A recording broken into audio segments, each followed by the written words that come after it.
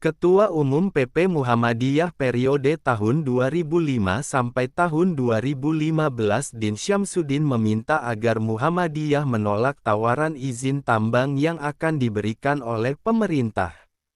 Sebab, pemberian konsesi tambang bagi ormas keagamaan itu, banyak mudaratnya daripada maslahat. Sebagai warga Muhammadiyah saya mengusulkan kepada PP Muhammadiyah untuk menolak tawaran Menteri Bahlil dan Presiden Joko Widodo itu. Pemberian itu lebih banyak mudarat daripada maslahatnya.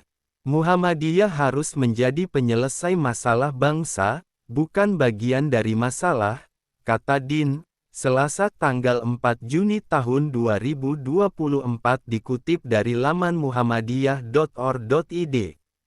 Bukan hanya itu, Din juga menilai pemberian izin tambang bagi ormas keagamaan itu juga berpotensi menjadi sumber korupsi.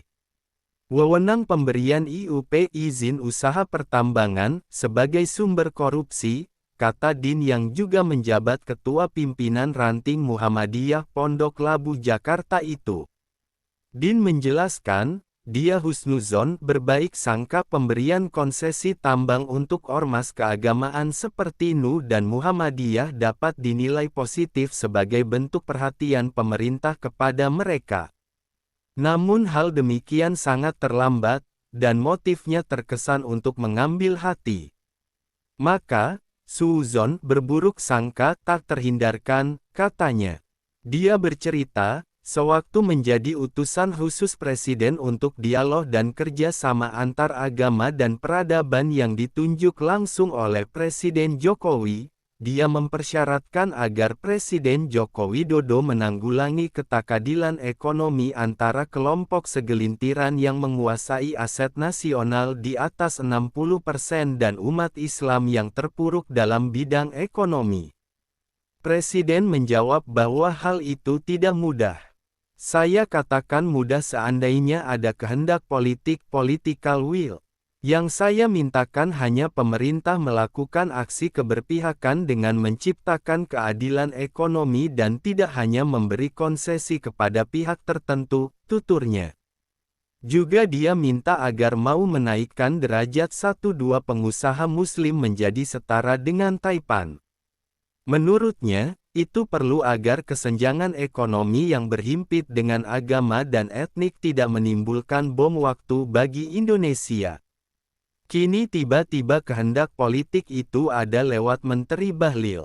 Walau tidak ada kata terlambat, namun pemberian konsesi tambang itu tidak mengandung masalah, ujarnya.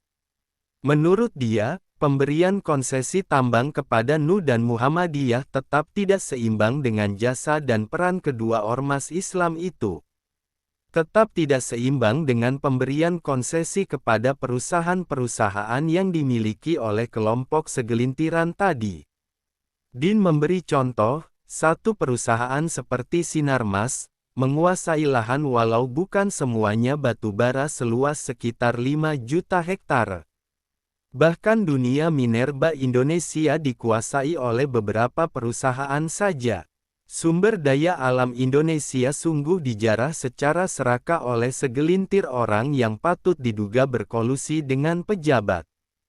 Pemberian tambang batubara dilakukan di tengah protes global terhadap energi fosil sebagai salah penyebab perubahan iklim dan pemanasan global, maka besar kemungkinan yang akan diberikan kepada NU dan Muhammadiyah adalah sisa-sisa dari kekayaan negara, ujarnya. Karena itu, dia berpendapat pemberian tambang, secara cuma-cuma, kepada NU dan Muhammadiyah, potensial membawa jebakan. Din menyebut, menurut pakar, sistem tata kelola tambang dengan menggunakan sistem izin usaha pertambangan (IUP) dan kontrak karya adalah sistem zaman kolonial berdasarkan UU Pertambangan zaman Belanda Indische Minwet, yang dilanggengkan dengan UU Minerba No. 4/2009 dan UU Minerba No. 3/2020.